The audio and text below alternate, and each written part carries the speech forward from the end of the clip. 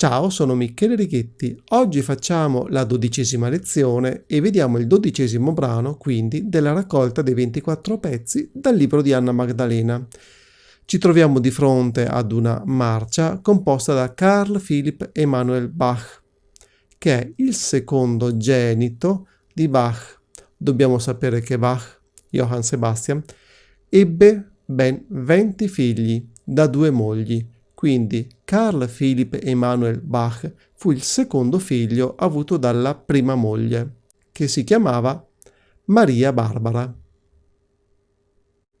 Questa marcia è in Re maggiore, abbiamo in chiave quindi 2 diesis, Fa e Do diesis. Non è una tonalità particolarmente difficile, la difficoltà di questo brano forse sta un po' nella velocità, che essendo una marcia magari va fatta un po' più allegretta, e inoltre troviamo ad un certo punto un trillo che faremo abbastanza lentamente ma in maniera molto chiara e precisa, e poi abbiamo anche diversi salti, soprattutto con la mano sinistra.